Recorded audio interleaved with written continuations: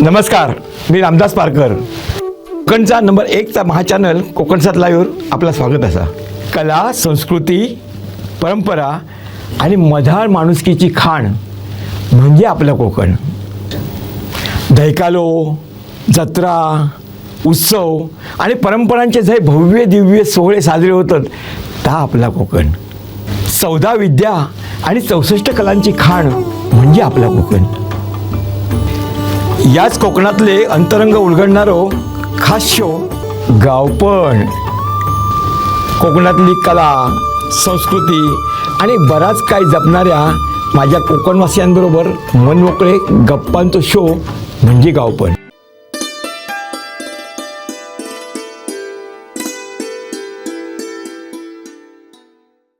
नमस्कार, कोकणचा नंबर 1चा महाचॅनल कोकण 7 लाईव्हच्या गावपण या सदरात आपला स्वागत असा.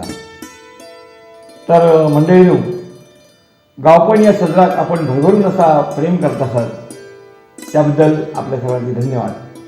आणि आज आपण इलसव ओटोणे गावचे माननीय कृष्णा देवळी, जे स्वतः लेखक, कवी, गीतकार आणि बरंच काय त्यांच्याकडे असा कथा जाणून घेण्यासाठी आपण त्यांच्याशी हितगुज करतलो आणि जाणून घेतलो. तर आपण भेटूया कृष्णा देवळी यांना. हर हर हर हर सांब सदा शिव शिव शिव शिव शिव सांब सदा शिव. हर हर हर हर सांब सदा शिव शिव शिव शिव शिव सांब सदा शिव. हर हर हर हर सांब सदा शिव शिव शिव शिव शिव सांब सदा शिव. हर हर हर हर सांब सदा शिव शिव शिव शिव शिव सांब सदा शिव. शिव शंभूतो लिंग रूपाने भूमीतून प्रकटला. शिव शंभूतो लिंग रूपाने भूमीतून प्रकटला. सदाशिव बांदेश्वर झाला. सदाशिव बांदेश्वर झाला.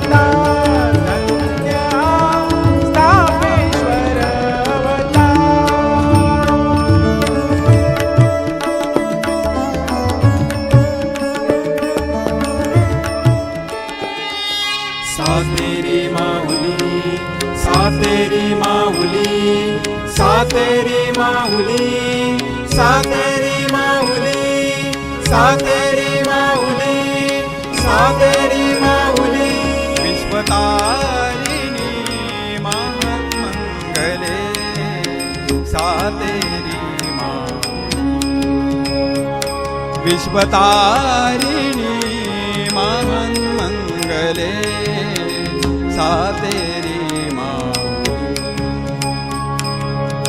साष्टांगे मी शरणागत गे.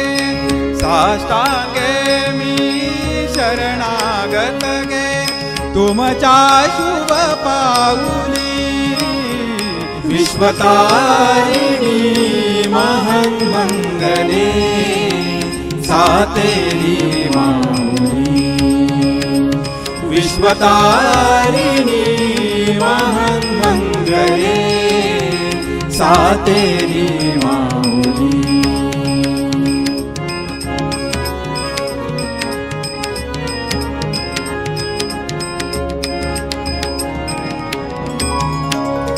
तर आता आपण भेटतो ओटोणे गावातील लेखक, कवी, गीतकार कृष्णा देवळी यांना. नमस्कार देवळी साहेब. कोकणचा नंबर 1चा महाचॅनल कोकणसात लाईव्हच्या गावपण सदरात आपलं स्वागत असा. नमस्कार. गावपण म्हणजे गावचे गजाली आणि गावात घालवलेलं आजपर्यंत आयुष्य आणि त्याचे अनुभव आणि आठवणी, तर हे सगळे तुमच्याकडनं जाणून घेऊ मला नक्कीच आवडतील. माझा जन्म ओटवण्यात एका शेतकरी कुटुंबातलो हां आणि कसा की धनधान्य समृद्धी, धान्य समृद्धी वा. पण धनसमृद्धी नाही. हां, तर पैसा आमच्या वडिलांकडे नव्हतं, पण धान्य भरपूर, फळफळा बागायत होती, सगळा होता, परंतु पैशाची आवक कमी. त्यावेळी फार गरिबीची परिस्थिती, त्यामुळे आमचं शिक्षण अगदी गरिबीत झाला. मग पहिली ते 7वीपर्यंत शिक्षण ओटवण्याच्या 1 नंबर शाळेत झाला. त्याच्यानंतर मग सावंतवाडीत जावचा लागला शिक्षणासाठी. मग दोन्ही शिक्षण माझी तिकडे झाली. आणि दुसरी एक गोष्ट आमच्या समाजाची, मी देवळी समाजाचा असल्यामुळे संस्थानकालीन ओटवण्यात रवळनाथ मंदिर असा, हां ओटवण्याचं मंदिर ह्या संस्थानकालीन मंदिर असा. पहिले हेमसावंत भोसले यांनी त्या मंदिराची स्थापना केली आणि जशी अष्टप्रधान मंडळ असता तसा अष्टप्रधान मंडळ त्यांनी निर्माण केला आणि देवस्थानाची व्यवस्थापन केला. मग ह्या व्यवस्थापन करण्यासाठी त्यांनी 18 नोकर नियुक्त केले. हां ते 18 नोकर असे की गुरव, त्याच्यानंतर ब्राह्मण म्हणजे पुरोहित, त्याच्यानंतर ह्या हरिजन, न्हावी, भंडारी, देवळी, देवदासी, त्याच्यानंतर सोनार, म्हणजे 12 12 बलुतेदार सगळे, म्हणजे हरिजनापासून सगळे, त्याच्यामध्ये सोनईवाला, चौघडवाला सगळं होते ते. मग आता देवळी या समाजात मी मोडत असले, मी 18 नोकर मी. तर माझा काम काय असायचा की देवळात कार्तिकाच्या वेळी पालखी धरायची, रोजचा काम कसला की रोज झाडलोट करायची, मंदिरात जाऊन झाडलोट मी करी. मी वयाच्या 10व्या वर्षापासून रवळनाथाच्या सेवेत रुजू असे. हां, तर माका वडिलांनी त्यावेळी स्वीकारलं की काय करू भाई आपण. तर मी रवळनाथ मंदिरात जाऊन झाडू त्याच्यानंतर भांडी घासीन, पूजेची भांडी घासूची लागत ती घासी. आणि असे काय म्हणजे सणावाराच्या वेळी काय आता कार्तिकात 1 महिना पालखी असता, मग ते पालखीच्या वेळी मशाल धरणे हा विषय असता. आमचे काशीराम देवळी म्हणून एक प्रख्यात देवळी होते, म्हणजे आमचंच एक नातेवाईक, त्यांनी माका मशाल कशी धरूची ती माका शिकवली. आणि इतकाय करून तो मृदंग वाजवी आणि त्या मृदंगाक मशाल लावी. त्यावेळी माणसं नाही. हां, त्यावेळी तो देवळीच, पण तो काय करी, त्या दोन्ही कामं कशी करतो, मृदंग वाजवणार एकटोच. गंमत कशी असायची, वाजपी कोण नाही त्यावेळी. मी माझ्या बालपणातली गोष्ट, म्हणजे साधारण 60-70च्या दरम्यानची गोष्ट आहे. तर वाजायतोच. आणि मग ते काकर असताना, हे का मृदंग काकर असताना त्याच्या काकरात मशाल घाली आणि तो वाजवी आणि इकडे मशाल पेटवी. आणि मग मी जसं मोठं झालं की नाही, साधारण 10 वर्षाचं, तेव्हा माका म्हणाल, चल रे बाबग्या, तू माका टोपण माझा बाबग्या माझा टोपण, गावच्या ह्याच्यात मागं बाबग्या म्हणतात. तर चल रे बाबग्या, आजपासून तू ये हा पालखे.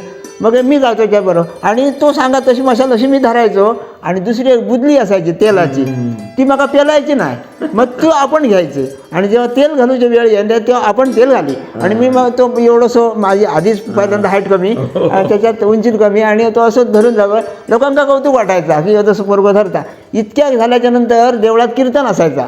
पालखी संपली काय कीर्तन असायचा. त्याच्याबरोबर त्या काशीराम देवळ्याबरोबर मी कायम असल्यामुळे त्यांनी मागं वाजव काय शिकायला लागला. अरे वा. मृदंग कसं वाजवतात. मग एक दिवस म्हणून म्हणाले कीर्तन वाजवायचं होता ना, तर बाबग्या कीर्तन वाजव. वाजवले कीर्तन. हां, कीर्तन वाजवलं, हिला कीर्तन वाजव, लोक हसायला लागले. बरं, चांगलं वाजायचं बरे. मग आंघोळणी पडले ते विषय. आणि मग आता काशीराम तू नको, आता बाबग्या तू वाजायला बरं वाटतं. मग त्या हळूहळू त्या शिकलं. आणि त्याच्यानंतर भजनात माझं समाविष्ट झालो. भजनात मी तबला वाजवक शिकलो, देवळात वाजवक शिकलो. फक्त गायन बियन हा माझा विषय नव्हतो, पण थोडीशी कला वाजवण्याची होती. आणि हळूहळू मोठं झाल्याच्या नंतर मी त्या भजनात वगैरे समाविष्ट, देवळावाटाचं मंडळ होतो, मोठ्या मंडळात सुद्धा मी तबला वाजायला वगैरे असे माझे ह्या झाले.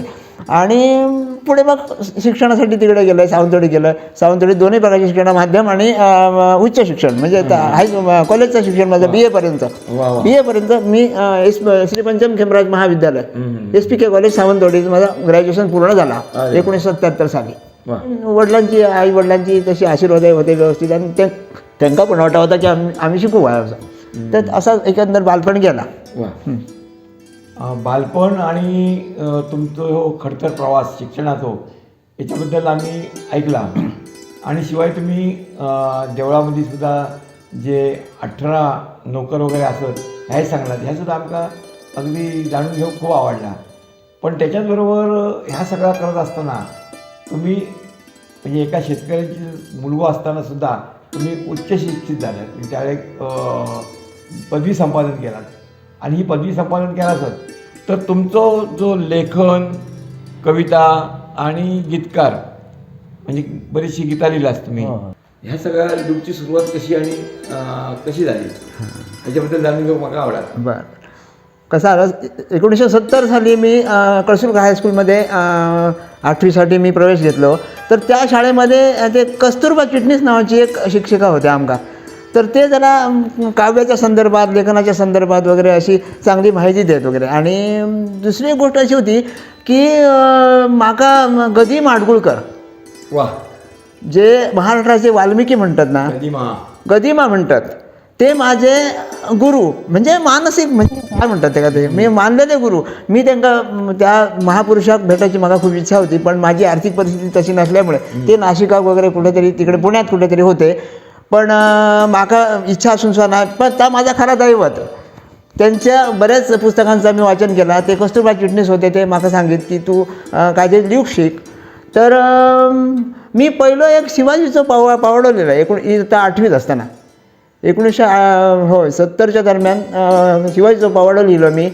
तो शिवसेनेचे कार्यालय असेल बघा ते केसरकर त्यांनी प्रकाशित केलं आपल्या हर हर महादेव नावाच्या अंकामध्ये. आणि तिथून सुरुवात झाली माझ्या लेखनाक.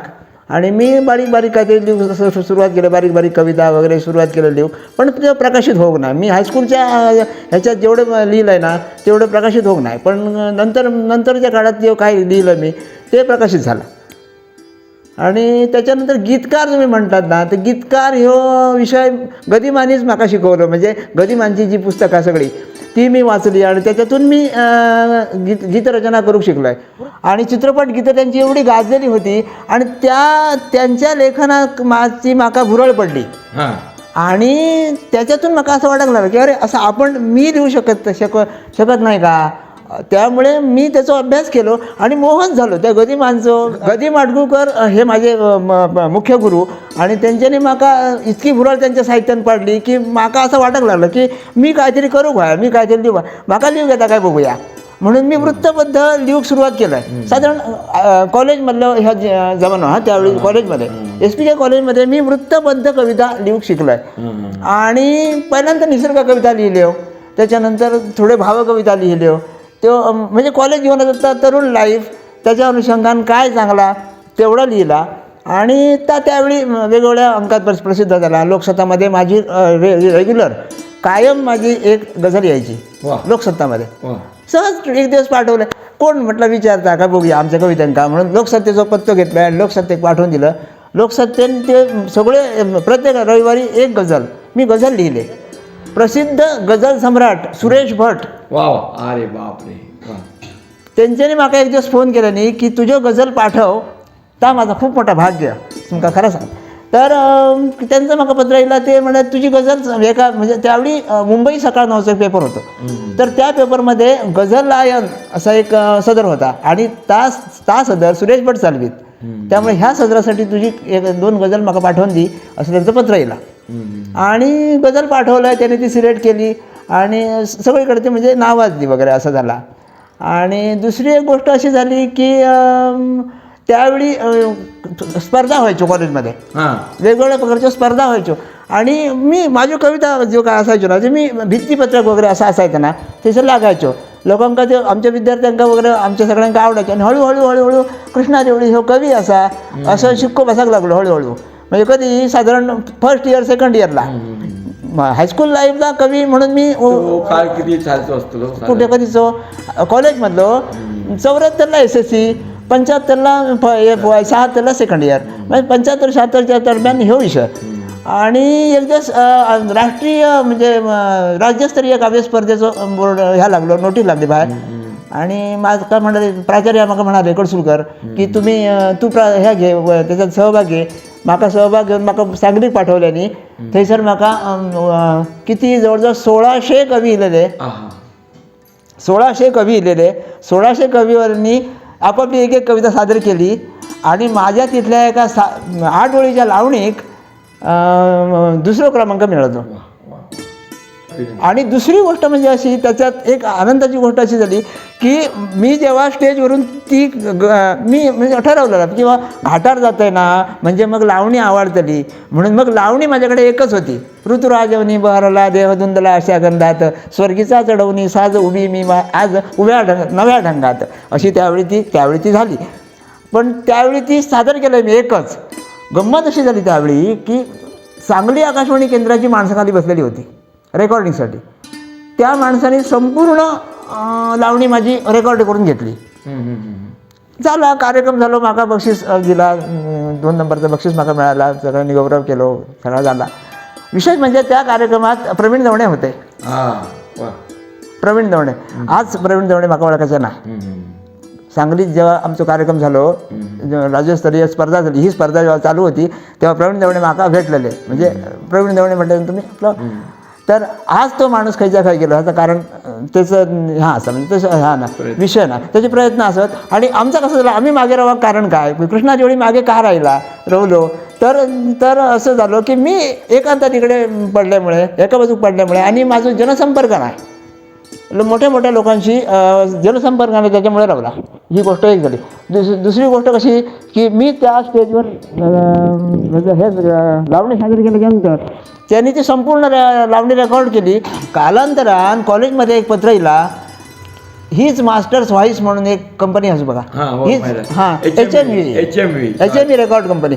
HMV रेकॉर्ड कंपनीचं पत्र येला, तुमची एक लावणी आम्ही गीतरचनेसाठी घेतलेली आहे आणि राम फाटक संगीतकार आहेत वगैरे असा मराठीत म्हणजे पत्र येला. प्राचार्यांका पत्र येला, हा म्हाका योग नाही. प्राचार्यांनी म्हाका बोलून घेतलं नाही, कृष्णा तुझ्या नशीब उदया गेला तर काय आला. अरे म्हणाली तुझी लावणी HMVन घेतली असं एक. अरे बापरे म्हटलं माय उडालंच एकदम. म्हणजे मला पत्र दाखवल्याने आणि ताबडतोब त्याच्यात काय होता की तुमची लावणी तुमचा विद्यार्थी असं कृष्णा देवळी, रामचंद्र देवळी यांची लावणी आम्ही घेतलेली आहे. तर त्या विद्यार्थ्याचं म्हणजे त्या कवीचं म्हणजे मान्यता म्हणजे पसंती काय म्हणतात ते का मंजुरी रेकॉर्ड करू हरकत नाही अशी मंजुरी लागते ना कवीची, डायरेक्ट करू शकत नाही. तसं मग HMVन परवानगी मागितली माझी. तर सर म्हणाले अरे तू परवानगी देऊन टाकतं. हो तर म्हटलं एवढा मोठं एक ऑपॉर्च्युनिटी असं म्हणजे म्हटलं ह्या वयात आणि एकदम प्राचार्य पण आमचे करसून अजून असंच आहे ते खूप मानतात माका. तर खूप आनंद झाला त्यांच्याने दिली आणि रेकॉर्ड झाली ती. आणि राम फाटक माझे माहेर पंढरी ह्या गाणं ज्या संगीतकारान स्वरबद्ध केला त्या संगीतकारान माझी लावणी स्वरबद्ध केली, ह्या माझं भाग्य. आणि लावणी अशा माणसानं म्हटली की त्याही माझं भाग्य. रोशन सातारकर नावाची व्यक्ती तुम्हाला माहिती, जगप्रसिद्ध लावणी सम्राट.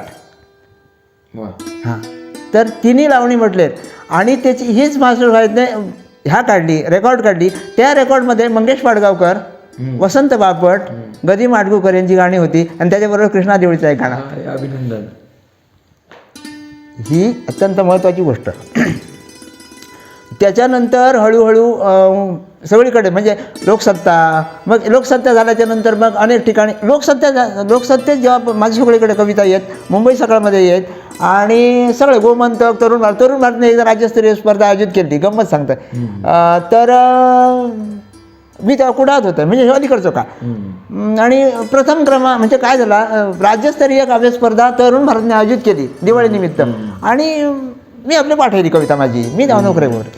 तर पाठवली कविता आणि गंमत अशी की त्या स्पर्धेचे परीक्षक सुप्रसिद्ध कवी, तत्कालीन कवी SPK कॉलेज आणि माझे शिक्षक किंवा गुरु माझे म्हटलं तरी चाला, वसंत सावंत हे त्या स्पर्धेचे परीक्षक होते. तर त्यांच्याकडे ढिगभर अशा कविता गेल्याच्यानंतर त्यांनी वाचता ही कविता म्हणजे परीक्षण केलं आणि त्यांच्यानी रिझल्ट दिलो. एका कवितेकडे येऊन ते रिझल्ट येऊच्या आधी सगळे कविता जेव्हा परीक्षण त्यांच्यानी घेतले त्यावेळी ही शार्दूल विक्रीडित या वृत्तामधली माझी कविता होती. मी तुमका कविताच सांगतोय पहिले 2 ओळी त्याच्यावर. कधी आडराना तुनी हिंडलो मी, नभाला विचारित खाणा खुणा, कधी दाटलेल्या गळ्यातून गेलो उगाळीत साऱ्या मनोवेदना, अशी ती कविता पुढे कडवी असत. तर ही कविता त्यांच्या वाचना दिल्याबरोबर ते काहीसे थांबले आणि त्यांच्यानी नकळतपणे 1 नंबर देऊन टाकलो, वरती 1 नंबर लिहिलो आणि पुढे गेले ते. काही दिवसांनी तरुण भारतच्या पेपरमध्ये त्याचा रिझल्ट दिलो तर माझ्या कवितेक प्रथम क्रमांक मिळालो. मी त्या कुडात होतं. पेपर माझ्याकडे गेलो तर प्रथम क्रमांक कृष्णा देवळी. मी उडालेच एकदम. तर घेतलं, मग काय पारितोषिक नंतर घेतलं नाही त्यावेळी, काय म्हणजे असं मानधन वगैरे असं काय नव्हतं, पण जे काय बक्षीस होतं ते घेतलं. आता एक महत्त्वाची गोष्ट तुमका गंमत सांगतोय. काय झाला, मी सावंतवाडीच्या कॉटेजमध्ये तेव्हा कामाक होतं आणि संध्याकाळी सुटलं आणि मी घरात जायचो. ओटावड्यात गाडीसाठी 5:30 वाजता निघालेलो आहे. इतक्यात हरिहर आटलेकर, प्रसिद्ध लेखक आणि कविवर्य वसंत सावंत यांची मैत्री, जबरदस्त मैत्री, जीवशकंठेश मैत्री, मित्र ते. त्यांचा नियम काय कसं होतो की ते तळ्याच्या कड्यावर बसत गप्पा मारी असे एकत्र मजेशीर बसायचे ते दोघंही साहित्यिक. आणि मी काय होतं असं तर जाता जाता पटकन सर समोर असत म्हटल्यानंतर बघलं तर वसंत सावंत सर आणि आटलेकर दोन्ही चांगले साहित्यिक आहेत ना, त्याच्यामुळे माझा परिचय होतो. नमस्कार केलं, सर नमस्कार. अरे ये कृष्णा म्हणाले, हा सर ये तू बरोबर आहे, तू आमची विकेट काय काढलं.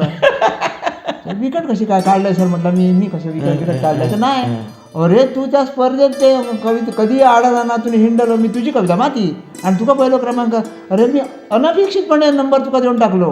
आणि नंतर जेव्हा रिझल्ट दिलो तेव्हा ही कृष्णा देवळीची कविता म्हटलं तर मी उडालो म्हणाले.